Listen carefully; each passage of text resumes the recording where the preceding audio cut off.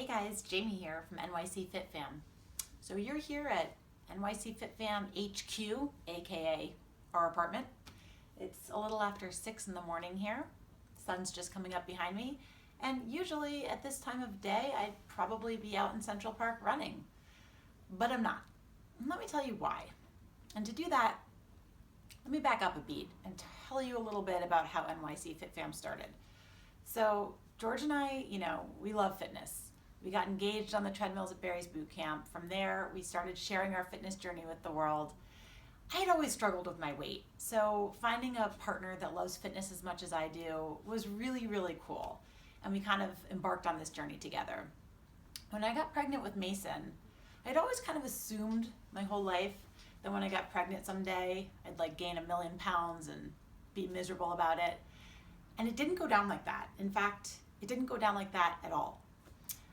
I came out on the other side feeling fitter than I had ever been in my life.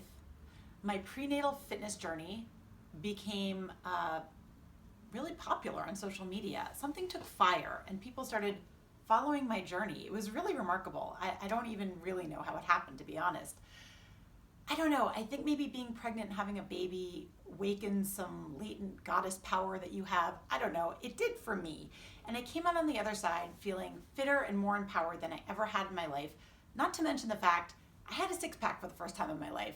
And a lot of people wouldn't believe that after baby, you could have a six-pack for the first time in your life. But I honestly feel like it's because I stayed so fit during my pregnancy and I learned a lot and became empowered to do even better on the other side.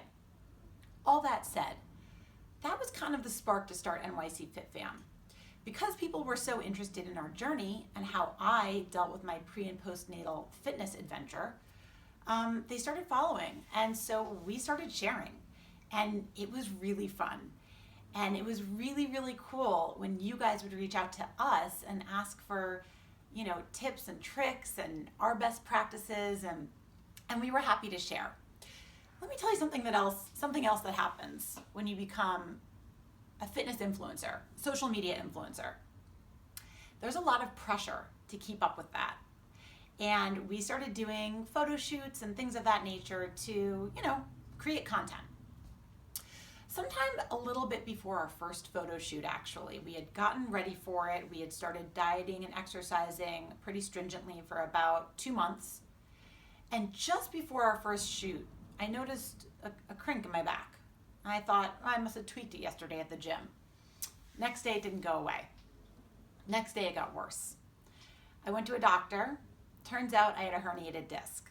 Now, how did that happen? It was suggested to me that perhaps I had tried so hard to work my core, and I had always worked the front muscles of my core and neglected the back because we only care about the part we can see, right? That maybe that's how it got hurt. Whatever the reason, I had a herniated disc. So it kind of put things on hold a little bit. What I discovered was that I could still run. It was really lifting weights and actually doing yoga that bothered it. So I said, you know what, fine. This is last year, by the way. I said, maybe this is my year of running. We're gonna do the marathon this year anyway. So I started running, and I started running miles and miles and miles training for the marathon.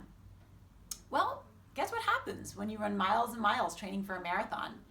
You oftentimes develop tendonitis, stress fractures, and other injuries that are really friggin' bad. But we had committed on social media to run this marathon. So I pushed through the pain and I kept running and we ran the marathon. And you know what? I'm glad we did. I wasn't able to run right before the race, so I didn't have my best time. I finished in about 4.5 hours. Again, really had to swallow a little bit of humble pie to admit that on social media when we had hyped it up so much, but I'm still proud I finished. But what happened was, after that whole year, I now had a herniated disc, tendonitis in my foot, and a busted knee from all the running. George and I traveled to Amsterdam. He had some work to do over there, and we were also going to run another race. By the time I got over there, guys, I was literally hobbling. I could hardly walk down the street as we walked to the Marathon Expo to go pick up our numbers for this half marathon. We ended up running the race. We ran it a little slower than we had expected, and I just kind of enjoyed the experience, which was nice, but I was pretty broken. And I said, well, at least I still have my upper body, right? Like, that's the one thing I can keep, I still have my upper body. Second morning in Amsterdam, we go to the gym. I don't really understand the conversion between pounds and kilos, and I lift a weight in an overhead press that is so heavy that it dislocates my shoulder. I kid you not. We had to call an ambulance in the middle of Amsterdam. They came to, take care of me. They were so nice. And I walked home literally in utter bewilderment. I think George he didn't know what to do. He was like, are you okay? Are you about to freak out? And I was, but I was almost like knocked into place by the universe. I was like, wow, what is the universe trying to tell me? Maybe I need to chill the hell out. It was a good wake-up call. So suffice it to say, by the end of last year, I was pretty much like down for the count. I had problems in my leg, I had my herniated disc, and I had, this shoulder problem. This last 4 or 5 months has been a recovery process from that. It's still a work in progress. We are supposed to run this race in the Alps in a couple months, and I don't know if I'm going to be able to run it. If I can't run it, I will go support George in his running it. We are signed up for the New York Marathon again this year. I do plan to run it, and I do plan to continue weight training along the way. Fitness is a joy of our life. However, this year, I am committing to not feel so much pressure from what I put out there on social media and to listen to my body. And let me tell you one more thing. I got some very good advice from a friend of mine. Mara Schiavocampo, she's on Good Morning America, so she probably knows a thing or two, maybe more than I do, about what people like to see when they're watching TV or consuming social media. She said, Jamie, you're going about this all wrong. By not sharing your injuries and by trying to power through and always put a brave face, you are denying people a big human part of your journey. So you need to get out there and share it. So that's what I'm doing today, guys. I'm sharing my journey with you. I am saying I became a fitness influencer and it damn near killed me, because it's the God's honest truth. It has had me not just physically down, but emotionally down. It is very discouraging and defeating to feel injured and to feel like you can't keep up with the things you like to do on a physical level. But I am going to the doctor this morning. I am getting these things assessed, and I'm going to take advice and listen to my body. But more importantly, I'm going to share this stuff with you guys along the way, because I think you deserve to know, and I also think it could maybe help somebody else out there with similar injuries or similar struggles. It's all about the journey, not the destination, and this is part of my journey.